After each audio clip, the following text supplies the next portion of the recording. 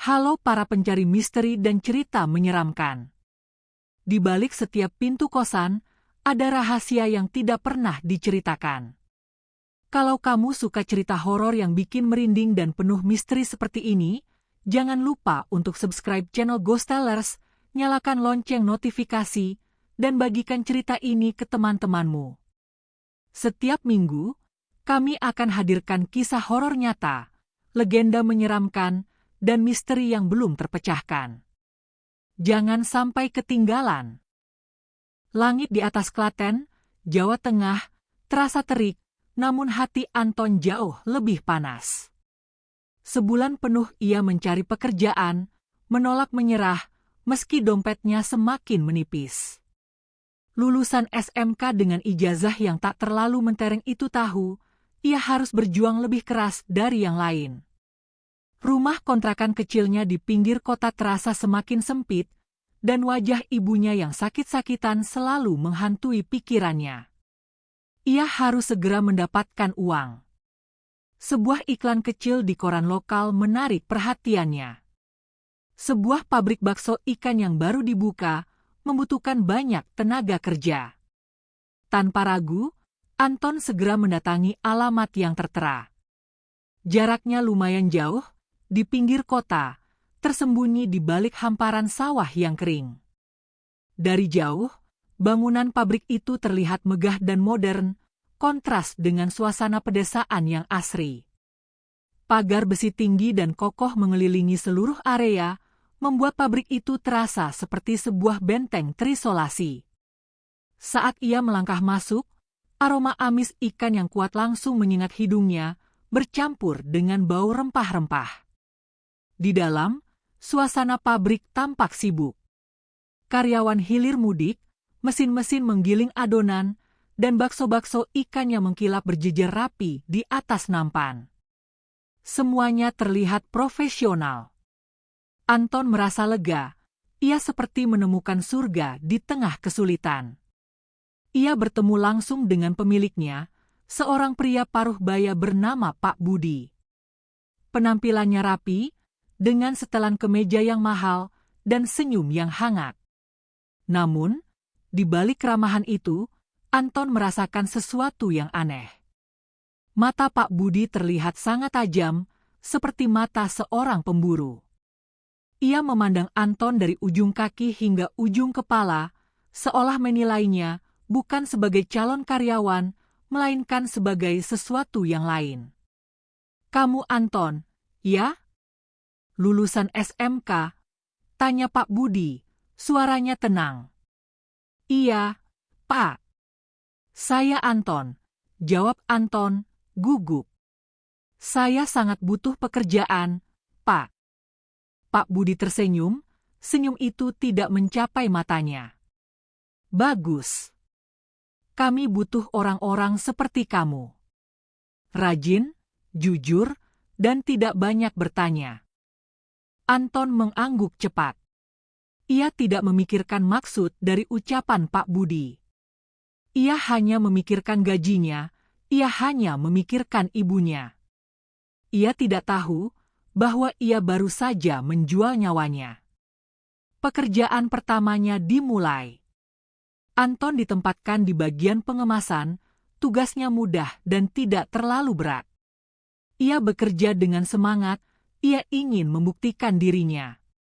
Ia tidak tahu, di balik mesin-mesin canggih dan senyum ramah para karyawan, ada sebuah rahasia gelap yang tersimpan rapat. Sebuah rahasia yang akan segera terungkap. Minggu pertama Anton di pabrik bakso ikan terasa seperti sebuah keberuntungan.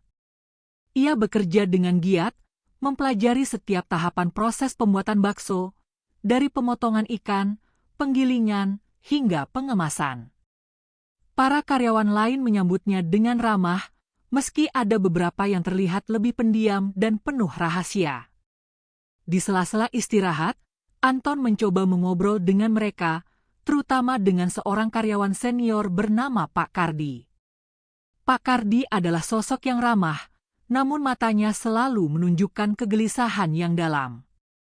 Suatu sore, saat mereka beristirahat di kantin pabrik yang sepi, Anton memberanikan diri bertanya tentang pabrik itu. "Pak, pabrik ini kok sepi, ya?" "Maksud saya, karyawannya kok tidak banyak?" tanya Anton, mencoba memecahkan keheningan. Pak Kardi tersenyum tipis, senyum yang tidak sampai ke matanya. "Ah, begitulah, Mas. Di sini memang begitu. Karyawan datang dan pergi. Kadang-kadang, mereka menghilang begitu saja." Anton mengerutkan dahinya. "Menghilang? Maksudnya berhenti kerja?" Pak Kardi tidak menjawab. Ia hanya menghela napas panjang dan menatap ke arah mesin penggiling yang besar. "Dulu, ada satu karyawan di sini, namanya Budi. Dia orang yang sangat baik. Tapi, suatu malam, dia menghilang. Tidak ada yang tahu kemana dia pergi. Pihak pabrik bilang dia kabur. Tapi saya tidak percaya." Rasa penasaran Anton semakin besar. "Kenapa, Pak?" Pak Kardi mendekat, suaranya berbisik. Beberapa hari sebelum dia menghilang, dia terlihat sangat ketakutan. Dia sering bilang kalau ada suara aneh dari ruang penggilingan. Ruangan yang itu, katanya, menunjuk ke sebuah ruangan yang selalu terkunci. Ruangan itu adalah rahasia pabrik ini. Anton menatap ke arah ruangan itu. Pintu besi tebal dan kokoh, dengan gembok yang besar, seolah-olah menyembunyikan sesuatu yang mengerikan di baliknya. Ia merasa merinding. Namun, ia tidak tahu bahwa ia baru saja mendengar sebuah rahasia yang tidak seharusnya ia dengar. Malam itu, saat Anton bekerja lembur, ia mendengar suara aneh dari ruang penggilingan. Bukan suara mesin, melainkan suara desisan dan rintihan yang menyeramkan. Anton mencoba mengabaikannya, tapi suara itu semakin keras, seolah-olah ada seseorang yang sedang menderita di dalam ruangan itu. Anton merasa takut, ia ingin lari, tapi ia tidak bisa. Ia terperangkap di antara mesin-mesin yang bising, dan suara-suara aneh dari ruang penggilingan. Anton tidak bisa tidur malam itu. Suara bisikan dan rintihan dari ruang penggilingan terus terngiang di telinganya. Ia mencoba meyakinkan dirinya bahwa itu hanya ilusi, hanya kelelahan. Namun, ia tidak bisa mengabaikan fakta bahwa ia mendengar suara itu dengan sangat jelas. Ia bangun dan mencoba mengintip dari jendela kamarnya. Ia melihat lampu di ruang penggilingan masih menyala. Itu aneh, karena semua mesin sudah mati. Keesokan harinya, Anton mencoba bertanya kepada Pak Kardi tentang suara-suara itu. Namun, Pak Kardi hanya menggelengkan kepalanya, matanya dipenuhi ketakutan. "Jangan tanya-tanya, Mas. Di sini, lebih baik tidak tahu apa-apa," bisiknya. Suaranya parau. Anton merasa aneh. Mengapa semua orang di pabrik ini terlihat sangat ketakutan? Mengapa mereka tidak membicarakan apa yang terjadi? Ia menyadari ada sebuah rahasia besar yang disembunyikan di balik senyum ramah mereka. Malam itu, saat jam kerja berakhir, Anton bersembunyi di balik tumpukan karung, menunggu semua orang pulang. Ia ingin mencari tahu apa yang terjadi di ruang penggilingan. Setelah semua orang pergi, ia berjalan perlahan ke arah ruangan itu. Pintu besi itu masih terkunci, tapi ia bisa mendengar suara-suara dari dalam. Bukan suara rintihan, melainkan suara tawa. Tawa yang mengerikan, seperti tawa setan. Anton merasa merinding. Ia tidak tahu harus berbuat apa. Ia ingin lari, tapi kakinya terasa kaku. Ia ingin berteriak, tapi suaranya tercekat. Ia hanya bisa berdiri di sana, mendengarkan tawa yang mengerikan itu, dan menunggu. Ia tidak tahu bahwa ia baru saja menyaksikan sebuah ritual. Sebuah ritual yang akan segera menjadikannya tumbal. Seketika, tawa yang menusuk telinga itu berhenti. Keheningan yang tiba-tiba menyelimuti pabrik jauh lebih menakutkan daripada suara apapun. Anton, yang masih bersembunyi di balik tumpukan karung, merasakan bulu kuduknya merinding. Ia tidak berani bergerak, napasnya tertahan di tenggorokan. Jantungnya berdebar kencang, seolah-olah akan meloncat keluar dari dadanya. Ia tidak tahu, ia baru saja menyaksikan sebuah ritual. Sebuah ritual yang akan segera menjadikannya tumbal. Keesokan harinya, Anton datang ke pabrik dengan wajah pucat. Ia melihat ke arah ruang penggilingan, dan ia menyadari pintu besi itu kini terkunci rapat. Ia tidak tahu bahwa di dalam ruangan itu ada sebuah rahasia yang mengerikan. Ia tidak tahu bahwa di dalam ruangan itu ada sebuah perjanjian. Saat jam istirahat, Pak Budi menghampirinya. Senyumnya ramah, tapi matanya terlihat dingin. "Anton," katanya, suaranya tenang. "Kamu pekerja yang sangat rajin. Saya senang." Anton hanya mengangguk. Ia tidak berani menatap mata Pak Budi. "Saya tahu kamu punya banyak kebutuhan," lanjut Pak Budi. "Saya akan memberikan kamu bonus besar. Kamu akan saya tempatkan di posisi yang lebih baik, di posisi yang sangat penting." Anton merasa bingung. "Posisi apa, Pak?" tanyanya, suaranya parau. Pak Budi tersenyum. "Posisi yang sangat istimewa. Posisi yang hanya bisa diisi oleh orang-orang yang berani. Orang-orang yang tidak takut." Anton merasa merinding. Ia tidak mengerti apa yang Pak Budi katakan. Namun, ia merasa ada sebuah ancaman tersembunyi di balik ucapan itu. Ia melihat ke arah ruang penggilingan, dan ia menyadari Pak Budi menatapnya, seolah-olah ia adalah sebuah benda, seolah-olah ia adalah sebuah tumbal. Kegelisahan Anton semakin memuncak. Janji Pak Budi tentang posisi istimewa terasa lebih seperti ancaman daripada sebuah kesempatan. Malam itu, ia kembali bekerja lembur, namun ia tidak lagi merasa tenang. Setiap suara berisik dari mesin-mesin, setiap bayangan yang melintas, membuatnya ketakutan. Ia merasa seolah-olah ada mata yang mengawasinya. Saat ia sedang membereskan gudang, ia menemukan sebuah buku harian tua yang tersembunyi di balik tumpukan karung. Sampulnya sudah usang, dan kertasnya sudah menguning. Anton membukanya, dan di dalamnya, ia menemukan tulisan tangan yang rapi. Ia membaca beberapa baris pertama, dan ia menyadari buku harian itu adalah milik Budi, karyawan yang menghilang 7 tahun lalu. Anton membaca setiap halaman dengan saksama. Budi menuliskan semua yang ia alami di pabrik itu. Ia menceritakan tentang keanehan-keanehan yang ia rasakan, tentang suara-suara aneh dari ruang penggilingan, dan tentang Pak Budi yang terlihat sangat mencurigakan. Budi juga menuliskan tentang sebuah ritual. Sebuah ritual yang dilakukan setiap malam 1 Suro 2 tahun sekali, di mana sebuah tumbal harus diserahkan kepada setan untuk menjaga keberuntungan pabrik. Jantung Anton berdegup kencang. Ia membaca tanggalnya. Malam 1 Suro akan jatuh pada hari esok. Ia menyadari ia telah menjadi tumbal. Ia menyadari ia telah menjadi korban. Ia kembali membaca halaman-halaman terakhir buku itu. Budi menuliskan tentang ketakutannya, tentang bagaimana ia mencoba lari, tapi ia tidak bisa.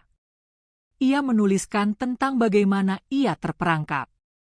Ia menuliskan tentang bagaimana ia akan menjadi tumbal. Anton merasa merinding. Ia tidak tahu harus berbuat apa. Ia tidak bisa lari, ia tidak punya uang. Ia terperangkap di antara mesin-mesin yang bising, dan rahasia yang mengerikan. Ia tahu, ia harus melakukan sesuatu. Mata Anton tak berkedip, menatap tulisan tangan yang kini terasa begitu personal dan mencekam. Ia menggenggam erat buku harian itu, seolah-olah itu adalah satu-satunya jembatan antara dirinya dan kebenaran. Pikiran Anton melayang, membayangkan kengerian yang dialami Budi 7 tahun lalu. Ia membaca setiap kata, setiap ketakutan yang tertulis di sana, dan ia merasa seolah-olah ia bisa merasakan ketakutan itu sendiri. Budi menceritakan bagaimana ia mencoba lari, tapi tidak bisa. Ia menceritakan tentang bagaimana ia terperangkap, dan bagaimana ia dijadikan tumbal. Anton merasa merinding. Ia menyadari ada sebuah pola yang mengerikan di sini. Pola yang terjadi 2 tahun sekali, setiap malam satu suro. Ia juga menyadari ada beberapa karyawan yang menghilang begitu saja, persis seperti yang dikatakan Pak Kardi. Mereka semua adalah tumbal. Mereka semua adalah korban dari pesugihan yang dilakukan Pak Budi. Di dalam buku itu, Budi juga menuliskan tentang sebuah simbol. Sebuah simbol yang terukir di dinding ruang penggilingan. Ia tidak tahu apa artinya, tapi ia tahu simbol itu adalah kunci. Kunci menuju rahasia yang tersembunyi. Anton menutup buku harian itu, jantungnya berdegup kencang. Ia tahu, ia harus melakukan sesuatu. Ia tidak bisa lari. Ia tidak punya uang, dan ia tidak punya tempat untuk pergi. Ia terperangkap, sama seperti Budi. Namun, ia tidak akan menyerah. Ia tidak akan membiarkan dirinya menjadi tumbal. Ia akan berjuang. Malam itu, Anton tidak bisa tidur. Ia terus memikirkan buku harian itu. Ia terus memikirkan Pak Budi. Ia tidak tahu apa yang harus ia lakukan, tapi ia tahu ia harus bersiap. Ia tahu ia harus berjuang. Hari yang dinanti-nanti tiba. Malam satu suro. Udara di pabrik terasa dingin dan mencekam. Para karyawan pulang lebih awal dari biasanya, wajah mereka dipenuhi ketakutan. Mereka tidak berbicara, mereka hanya mengangguk dan pergi. Anton tahu, mereka tahu. Mereka tahu apa yang akan terjadi malam itu. Anton mencoba untuk pergi, tapi ia dihentikan oleh Pak Budi. Anton, katanya, suaranya tenang. Kamu tidak bisa pulang. Ada pekerjaan penting yang harus kamu selesaikan. Jantung Anton berdegup kencang. Pekerjaan apa, Pak? Tanyanya, suaranya bergetar. Pekerjaan yang hanya bisa dilakukan oleh orang yang berani, jawab Pak Budi, matanya menatap Anton dengan tajam. Kamu harus masuk ke ruang penggilingan. Saya akan memberitahu kamu apa yang harus kamu lakukan. Anton merasa merinding. Ia tahu, ini adalah jebakan. Ia tahu, ini adalah akhir. Namun, ia tidak punya pilihan lain. Ia harus masuk. Di dalam ruangan itu, udara terasa dingin dan bau amis yang kuat menyengat hidungnya. Di tengah ruangan, ada sebuah mesin penggiling yang besar yang terlihat seperti monster yang haus darah. Di dinding, ada sebuah simbol yang terukir. Simbol yang sama yang dituliskan Budi di buku hariannya. Pak Budi masuk ke dalam ruangan dan mengunci pintu di belakangnya. Ia tersenyum sinis, wajahnya kini terlihat jahat. Selamat datang, Anton, katanya. Kamu adalah tumbal yang sempurna. Anton mencoba lari, tapi ia tidak bisa. Ia terperangkap. Ia melihat ke arah Pak Budi, dan ia menyadari Pak Budi tidak sendirian. Ada bayangan-bayangan hitam yang menari-nari di sekelilingnya, seolah-olah mereka sedang merayakan kemenangan. Anton terkejut, namun ia tidak terkejut. Ia tahu, ia telah menjadi tumbal. Ia tahu, ia telah menjadi korban. Ia menatap Pak Budi, dan ia menyadari Pak Budi tidak sendirian. Ada bayangan-bayangan hitam yang menari-nari di sekelilingnya, seolah-olah mereka sedang merayakan kemenangan. Bayangan-bayangan itu tidak memiliki wujud, tapi Anton bisa merasakan kehadiran mereka. Kehadiran yang dingin, kejam, dan haus darah. "Selamat datang, Anton," kata Pak Budi. Suaranya tenang, namun senyumnya terlihat jahat. "Kamu adalah tumbal yang sempurna. Kamu adalah tumbal yang akan membuat pabrik ini makmur selamanya." Anton tidak menjawab. Ia hanya menatap Pak Budi.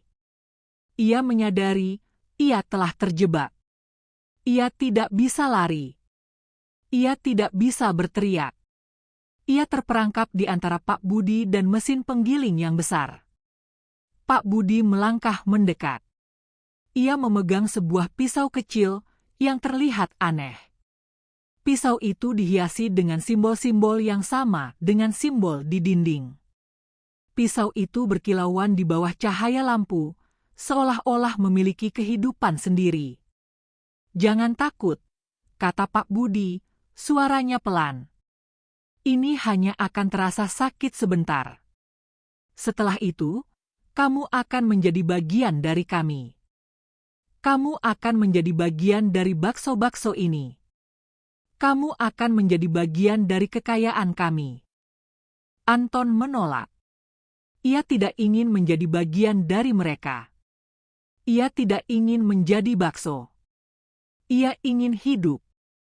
Ia ingin melihat ibunya. Ia ingin pulang. Ia mencoba lari, tapi ia tidak bisa. Ia terperangkap. Ia melihat ke arah pintu, dan ia menyadari pintu itu terkunci. Ia berteriak, tapi tidak ada yang mendengarnya. Ia berteriak, dan teriakannya menghilang di antara suara mesin penggiling yang berisik. Rasa putus asa membanjiri diri Anton. Ia terperangkap di antara Pak Budi yang kini terlihat seperti iblis, dan mesin penggiling yang siap menelan tubuhnya. Suara mesin yang berisik, tawa mengerikan dari bayangan-bayangan, dan bisikan-bisikan dingin yang memenuhi ruangan membuatnya hampir gila.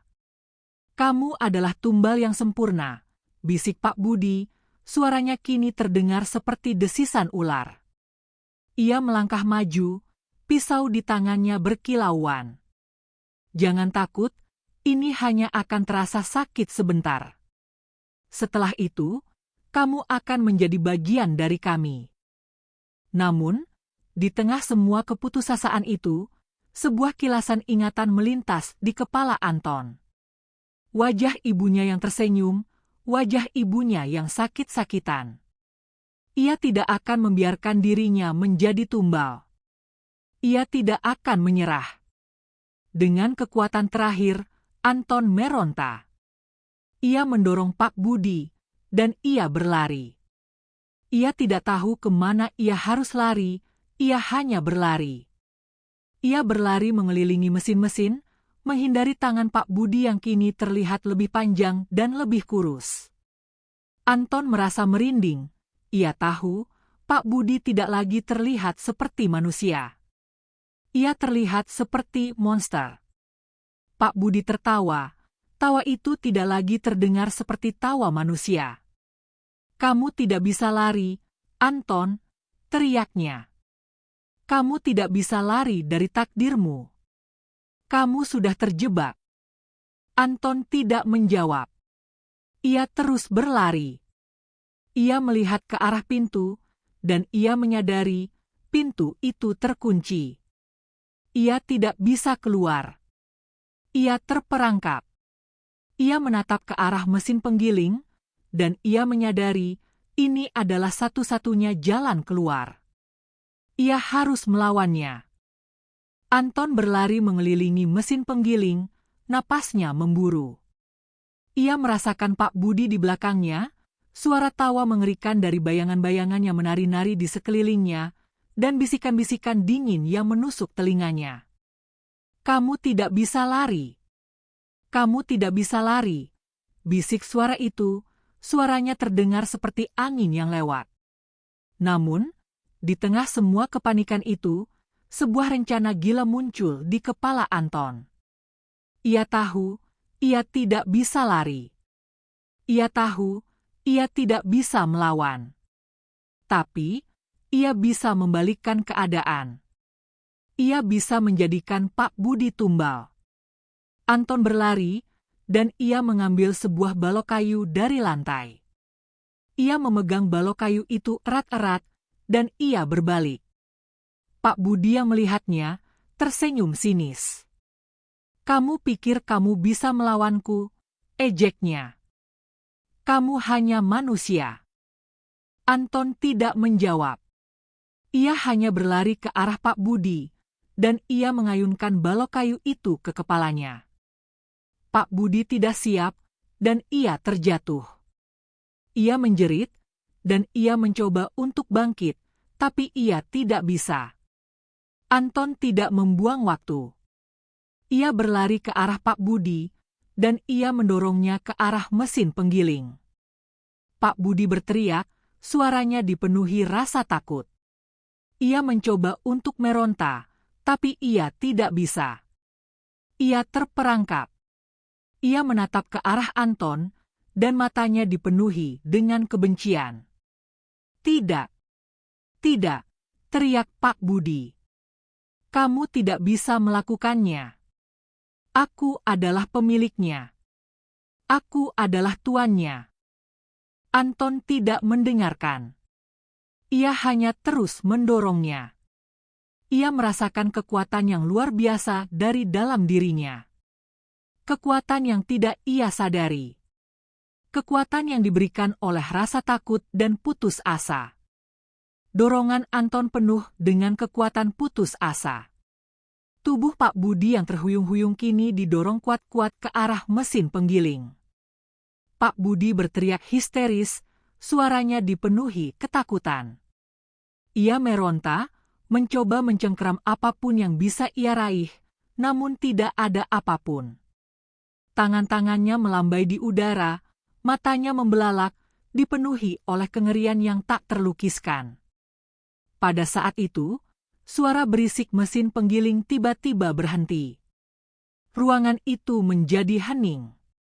Tidak ada lagi suara desisan dari bayangan, tidak ada lagi tawa mengerikan dari Pak Budi. Semuanya hening, seolah-olah waktu telah berhenti. Anton terdiam. Ia melihat ke arah Pak Budi, yang kini tergantung di atas mesin penggiling, hanya beberapa senti dari pisau-pisau yang berputar. Tiba-tiba, sebuah suara gemuruh terdengar.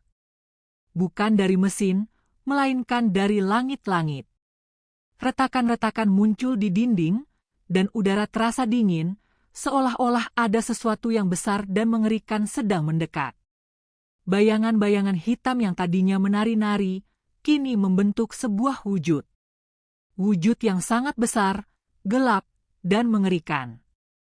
Wajahnya tidak terlihat, tapi matanya menyala, merah, dipenuhi amarah. Setan itu, yang selama ini berdiam diri, kini marah. Perjanjiannya tidak dipenuhi. Ia tidak mendapatkan tumbalnya. Namun, saat matanya yang merah menyala itu menatap ke arah Pak Budi, ia tersenyum. Senyum yang mengerikan.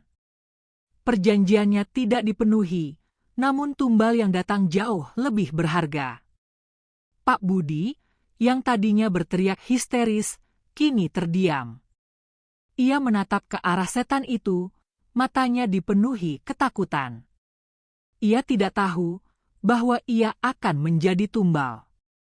Ia tidak tahu bahwa ia akan membayar semua dosa-dosa yang telah ia lakukan. Wajah Pak Budi yang tadinya dipenuhi amarah kini berubah menjadi ketakutan yang murni. Ia menatap Anton, matanya memohon. Tidak. Anton. Jangan. Aku akan memberimu semua kekayaan. Aku akan memberimu pabrik ini, teriaknya, suaranya parau. Namun, sudah terlambat. Wujud hitam besar itu mendekat, dan suara yang menggelegar memenuhi ruangan. Suara itu tidak lagi terdengar seperti desisan, melainkan auman yang mengerikan. Perjanjian sudah dibuat, dan tumbal harus diberikan, teriak suara itu. Siapapun yang berada di sini akan menjadi milikku. Anton terdiam. Ia tidak berani bergerak. Ia tahu, ia telah melakukan kesalahan. Ia tahu, ia telah memicu sesuatu yang lebih besar dari yang ia bayangkan. Ia telah membangunkan iblis. Namun, di tengah semua kepanikan itu, sebuah hal yang aneh terjadi. Wujud hitam itu tidak mendekat ke arahnya, melainkan ke arah Pak Budi. Wujud itu melihat ke arah Pak Budi dan tertawa. Tumbal yang tepat. Tumbal yang sempurna, teriaknya. Kamu yang menginginkannya, kamu yang harus membayarnya. Pak Budi menjerit. Ia meronta, tapi ia tidak bisa lari. Wujud itu menangkapnya dan menyeretnya ke arah mesin penggiling. Anton hanya bisa melihat dengan mata membelalak. Ia melihat Pak Budi yang malang, yang kini menjadi tumbal. Ia melihat Pak Budi yang malang, yang kini harus membayar semua dosa-dosa yang telah ia lakukan. Anton hanya bisa menyaksikan dengan mata membelalak. Ia melihat tubuh Pak Budi yang gemetar, ditarik ke arah mesin penggiling. Ia mendengar jeritan Pak Budi yang memilukan, yang kini tidak lagi terdengar seperti jeritan manusia, melainkan auman binatang yang ketakutan. Wujud hitam itu, yang kini terlihat lebih jelas, tidak memiliki wajah, namun matanya yang merah menyala terus menatap Pak Budi, dipenuhi amarah. Kamu yang memulai. Kamu yang harus mengakhirinya, aum wujud itu, suaranya menggelegar, membuat seluruh ruangan bergetar. Pak Budi, dalam kepanikan terakhir, mencoba untuk melawan. Ia menendang, meronta, dan mencoba untuk mencengkeram apapun yang bisa ia raih. Namun, wujud itu terlalu kuat. Ia menangkap Pak Budi, dan ia melemparkannya ke dalam mesin penggiling. Suara mesin yang berisik, kini terdengar lebih mengerikan. Anton mendengar suara tulang yang retak, dan suara daging yang tercabik. Ia memejamkan matanya, tidak berani melihat. Ia hanya bisa mendengar suara itu, dan ia merasa mual. Ia tahu, ia telah selamat. Namun, ia tidak merasa lega. Ia merasa takut, ia merasa bersalah, ia merasa kosong. Wujud hitam itu, yang telah mendapatkan tumbalnya, kini menatap ke arah Anton. Matanya yang merah menyala, kini terlihat lebih tenang. Perjanjian sudah terpenuhi, bisik suara itu, suaranya tidak lagi mengancam. Kamu yang berani, kamu yang akan selamat. Wujud itu, yang kini terlihat lebih kecil, perlahan menghilang, seolah-olah ia tidak pernah ada. Ruangan itu kembali hening, kecuali suara mesin penggiling yang masih berputar. Anton membuka matanya. Ia melihat ke arah mesin, dan ia tidak lagi melihat apa-apa. Hanya adonan bakso yang tercampur dengan sesuatu yang berwarna merah. Ia tidak tahu, ia tidak ingin tahu, apa itu. Ia hanya tahu, ia harus lari. Ia harus keluar dari tempat ini. Dengan sisa tenaga yang ada, Anton membuka pintu ruang penggilingan yang kini tidak lagi terkunci. Ia berlari, tidak menoleh ke belakang. Ia terus berlari, keluar dari pabrik yang kini terasa seperti neraka. Malam itu, ia tidak kembali ke rumah, ia tidak kembali ke kontrakan. Ia hanya berlari, menjauhi tempat itu sejauh mungkin. Keesokan harinya, matahari terbit, membawa harapan baru. Namun, bagi pabrik itu, hanya ada kehancuran. Pintu gerbang pabrik terbuka lebar, mesin-mesin berhenti, dan bau amis yang kuat menyengat udara. Polisi datang setelah mendapatkan laporan dari warga yang melihat Anton berlari dari pabrik. Mereka masuk, dan mereka menemukan pemandangan yang mengerikan. Mesin penggiling yang besar berlumuran darah, dan di sekelilingnya ada bekas-bekas darah yang berceceran. Polisi mencari Pak Budi, namun mereka tidak menemukan apa-apa. Tidak ada mayat, tidak ada potongan tubuh, tidak ada apapun. Mereka hanya menemukan sebuah pisau kecil dengan simbol-simbol aneh yang terukir di atasnya. Polisi menyelidiki, namun mereka tidak bisa menemukan apapun. Mereka tidak bisa menemukan alasan mengapa Pak Budi menghilang. Mereka tidak bisa menemukan bukti apapun. Mereka hanya bisa menyimpulkan bahwa Pak Budi telah dibunuh. Kabar tentang kejadian itu menyebar dengan cepat. Warga desa berbisik, namun tidak ada yang berani berbicara. Mereka tahu ada sesuatu yang gaib di sana. Mereka tahu Pak Budi telah membayar dosa-dosanya. Mereka tahu pabrik itu telah dikutuk. Pabrik bakso ikan itu kini menjadi tempat yang terkutuk. Tidak ada yang berani mendekat. Bangunan megah yang dulu menjanjikan kemakmuran, kini berdiri kosong, dihuni oleh bayang-bayang masa lalu yang mengerikan. Rumor tentang hantu Pak Budi yang bergentayangan di pabrik itu menyebar, dan tidak ada yang berani membantah. Semua orang tahu Pak Budi telah membayar dosa-dosanya. Anton, yang berhasil lolos dari maut, kini berada di tempat yang aman. Ia kembali ke rumah, ke pelukan ibunya yang kini sehat kembali. Ia tidak pernah menceritakan apa yang terjadi di malam itu. Ia tidak pernah menceritakan tentang pisau, mesin penggiling, atau wujud hitam yang mengerikan. Ia hanya tahu ia telah selamat. Namun, di balik semua itu, ada sebuah misteri. Anton tidak tahu bagaimana ia bisa selamat. Ia tidak tahu mengapa ia bisa mendorong Pak Budi dengan kekuatan yang begitu besar.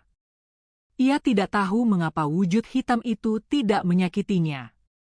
Ia hanya tahu ia telah selamat. Meskipun lolos dari maut, Anton tidak pernah bisa kembali ke kehidupannya yang lama. Ia tidak lagi bisa makan bakso, ia tidak lagi bisa melihat mesin penggiling tanpa merasa mual. Ia membawa trauma yang mendalam, trauma yang tidak bisa dijelaskan. Pada suatu malam, saat ia sedang tidur, ia bermimpi. Ia melihat dirinya kembali ke pabrik itu. Ia melihat Pak Budi, yang kini terlihat seperti monster. Pak Budi tertawa, tawa yang mengerikan. Namun, di belakangnya ada sebuah suara yang lembut. "Jangan takut, Anton," bisik suara itu. "Kamu telah membebaskan kami." Anton terbangun, napasnya memburu. Ia menyadari ia tidak sendirian. Ada bayangan yang berdiri di samping tempat tidurnya. Bayangan itu tidak menakutkan, melainkan terlihat tenang. Bayangan itu adalah bayangan para tumbal. Bayangan-bayangan itu tersenyum, lalu menghilang. Anton kini tahu. Ia tidak hanya menyelamatkan dirinya, ia juga menyelamatkan mereka. Ia telah mengakhiri kutukan itu, dan ia telah membebaskan mereka. Ia telah menjadi pahlawan yang tidak terlihat.